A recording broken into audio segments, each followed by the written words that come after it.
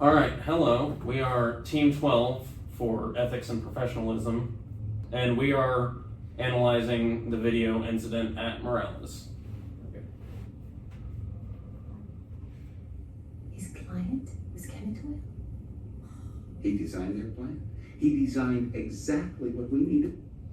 Okay, so this is pretty much where one of the first moral, ethical questions of the entire video comes up, is that they are willing to hire a previous worker of their rival company.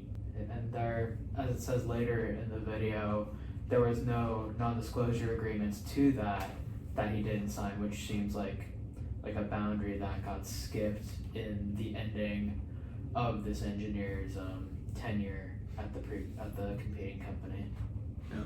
Like, while it's legal, it may not be correct because it's another company's. He holds all their knowledge because he made their plan. It's like I have one rule. It's that you need to tell me things first, not anybody else. I don't care if it's good news, bad news, or no news. I just need to know that I'm not going to get blindsided here, okay? Yeah. Okay, so this is after the introduction of Fred by Wally into the company, and this is where a little bit of his sketchy ideals come into play, is that Wally doesn't want bad things to come back on him, and he wants to make sure the operation is running very smoothly to how he wants to do it, and he kind of he pressures Fred in the situation to make sure that he is going by his rule and trying to do things his way, not on his own or to somebody else in the company. Yeah, I think he talks about making an unrealistic goal of a new plant and a brand new product in a year, and he even said that it was unrealistic. So he knows that the only way to get there is to cut corners. So he's already major thinking. corners. Yeah. We're gonna have to put the plan on hold, I guess. I don't think so. Well, how can I build this plant for 20% less than budget? That's a mortal wound. Fred, relax. We'll see. So again, this is another focal point of the whole video, in that Fred is now being pressured with a almost, unwinnable task of trying to do the same project that they were doing, having the expected budget being cut down to 80% of what it was. And so that cost has to come from somewhere, and you can already tell at this point in the video that that's going to be, a dilemma Fred's going to face, and that cost is going to have to be reevaluated into the integrity of the materials he's using, the environmental protections he's putting into his technology, and just other various facets of the whole company and the project that they're working on. Like, the general functionality of the plant is something that majorly comes up later. Just like all the different sensors and just technology that makes the plant operate at normal levels. Yeah, they said that they cut costs on basic purchases to get like stuff from Mexico instead of American made or whatever, because they were not going to make that 20% decrease. So they were sacrificing quality for just money. Yeah. And of course, Wally, we see, kind of tries to almost, swipe it under the rug and say that it's no big deal and that it's gonna be figured out later. That's, as we see later in the video, that's kind of his way of pushing it on Fred to become his duty and obligation, rather than, as they said in a previous meeting, that it was a team project, not just about, one department or the other. Gasket flanges are going to be under a lot of stress with all the heating and cooling. I would like to know that they meet specs before we send them to the construction site. Okay, where's the plant? Little town outside Mexico City. That's not convenient. No, let's push that off. So that's a big one, in that he is basically, this is something that can be done, and it's probably it wouldn't cost that much to do. It might take some time out of the project to, inspect the work site and make sure that it's good to go for their project as a whole, but he just says no. Wally just says no, we'll push that off. We don't need to do that, which is a big consideration when you take into account the things that go wrong later in the video. We'll be putting about 1,000 gallons of a corrosive effluent into one pond and about 1,000 gallons of backwash water into another. That's amazing. It sure is different a couple hundred miles away. Hey, Ed.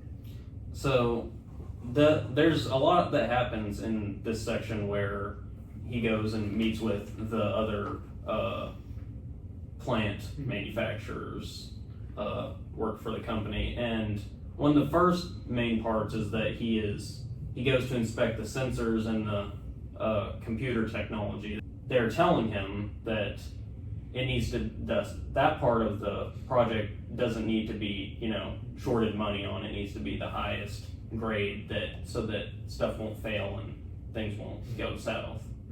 Yeah, because if you cut costs on your sensors, then there's no telling what can go bad, because those are supposed to be like the first warning signs, something that's going wrong, like to let you know. Right. Typically, you'd want it to be one of your last points of failure in your system in general, because usually the sensor will tell you when a problem's happening, and if a sensor isn't telling you if a problem's happening, that means something's wrong, usually. And in that case, that's going to be a problem where if you don't consider that, that's a high liability of risk for the people working on the plant, as who are manufacturing the product when you're making it. You want those people to be safe. Especially in a chemical plant. Right. Yeah. There's a lot of high pressure mess in there. Yeah. And then to further this scene, they are talking about the environmental impact of the work that they're doing with the chemicals. And they talk about how it could seep into the groundwater, and that they're using a lot of there's a lot of waste byproduct. And the thing is that they're building the new plant in Mexico, where the environmental protections there are a lot more lax. However, from an ethical standpoint, the legality of environmental hazards doesn't exactly weigh the same as the legal standing of it. You do need to make sure that you're protecting the environment at all costs as much as you can, rather than, we're going to go to this place where the protections aren't as strict, just so that we can save a little bit extra cash.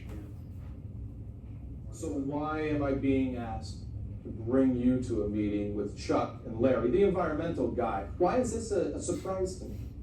Well, last night Chuck caught me in the library looking over some ethics manuals. We got talking, And this crisis of conscience is concerning what? the influence of byproducts, the evaporation ponds.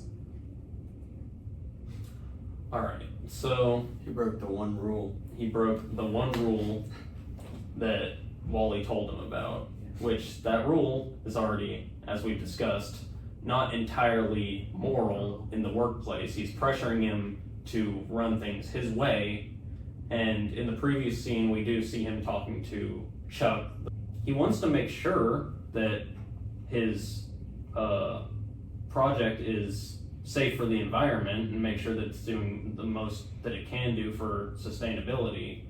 However, that is not in the best interest of the money for the project, and that gets him in trouble with Wally.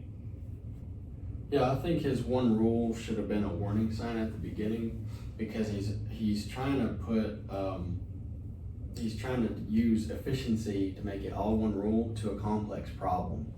He's like, just don't tell this everything, just let it come through me and I can fix it. And he's like saying that he can do it because he's had the experiments, he's had the experience, and uses his judgment instead of company policies and guidelines and that sort of thing. And if he just wanted to be informed, just give me a heads up if there's an issue with this, just so I can tell people or CC me on the email, something like that, just keep me in the loop. But having him run everything through him instead of the proper channels, it just that is weird. Yeah. For lack of a better word, Yeah, that's that's just really not- weird. It seems almost controlling in a way, which we did bring up earlier, how controlling it sounds. It doesn't feel right from the fact that he is an engineer and they're trying to make it as ethical and, safe for the environment and safe for all the people around working on it and keep everyone's best interest in mind, while many of the people on the project are just trying to keep economics and the budget in mind, which is important. It is important to make sure that the company doesn't go under when you're trying to make a project. You want to be able to make sure it's sustainable for everyone working on the project. However, at a certain point, you do need to make sure you are doing things by the book, needing how they need to be as sound as they can be. And, if that's not possible, or if you're getting pressured from somebody in the workplace to do something that you don't want to do or that is wrong to do, that's a situation where you could, like we talked about in class, become a whistleblower and make these things known to try to make the positive change that needs to be made in the workplace. Yeah, I think his one rule too, it doesn't, there's no transparency or accountability because it's all going to him. There's no one that, he's getting advice, but he's the one that's no, let's just do it my way, and he's not going to anyone else for to keep him accountability.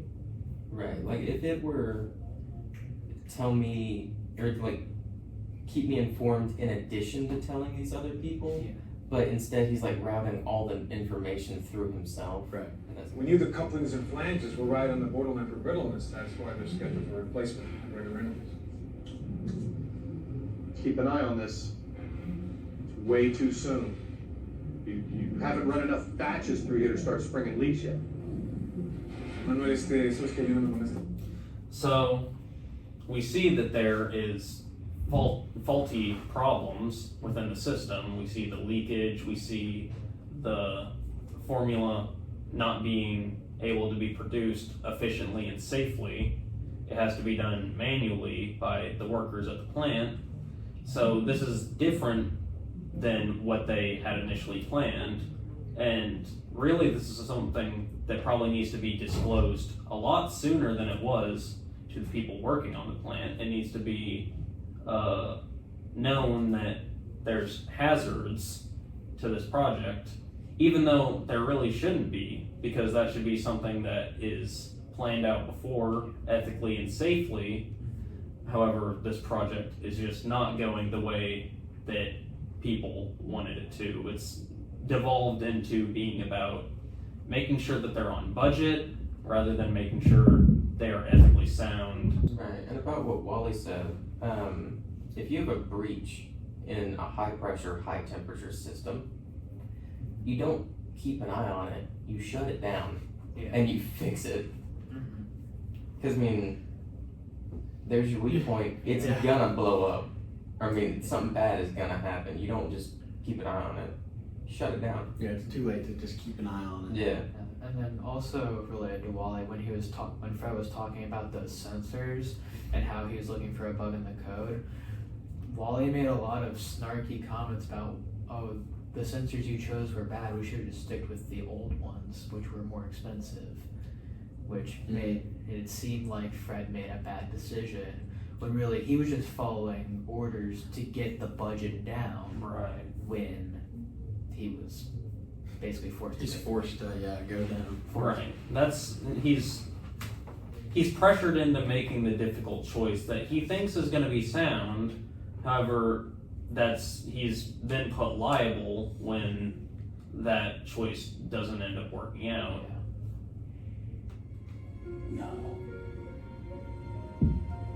No.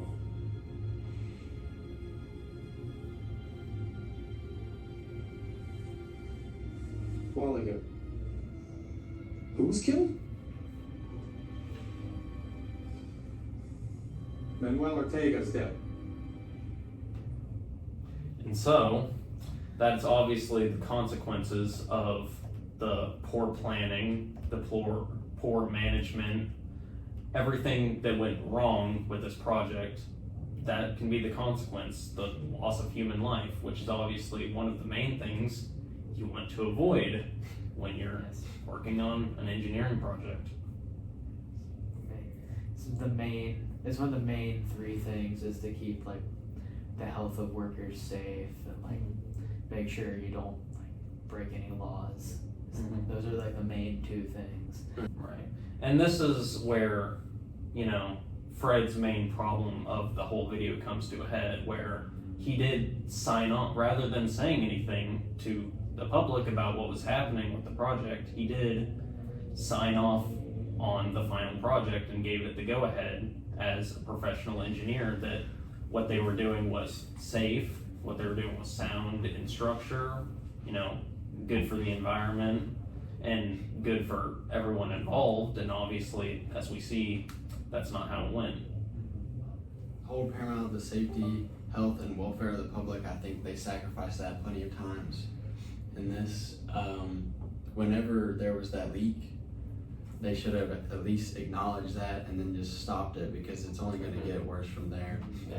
And then that ended up, that guy he passed away because of that. So Right, there definitely should have been consideration with the parent company, tried to buy more time on the project, tried to get more money, tried to do whatever they could have to make sure they could run a more stable operation, and that's just not what ended up happening. That's where it comes in to be a fine dance of, we need to make sure this is on budget, but at the same time we need to make sure this is sound engineering to make sure It'll work for a while before needing to be replaced. right. And you know, there's fundamental canon 4, act for each employer, clients, faithful agents, or trustees. That can be applied to when they hired Fred, when he was previously a worker for the rival company. Again, even if it's not illegal, if he isn't breaking any non-disclosure clauses or no work clause, that's still ethically ambiguous as to, he needs to make sure that he doesn't copy their work, copy their product, because that could also get them into legal trouble with copyright and patent infringement and other legal processes. Fundamental canon 6, conduct themselves honorably, responsibly, ethically, and lawfully so as to enhance the honor, reputation, and usefulness of the profession. That is really a blanket, thing that we see all throughout the video, is that what they're doing for this company, I don't feel like many of the higher ups are acknowledging how the wrongdoings of this project in the video are going to affect the company in the long term. Obviously, if there's a death on one of their projects, that's going to show up very negatively. Especially on their new project, which they're trying to get big public, like look good in the media so that people will go and buy this new product. it's true. Right. And then it ends up killing someone. Yeah, because these people, they just made the plant. Like, they just designed the plant. So who's gonna want them to design the next plant, you know? Yeah. Like, no one. Right.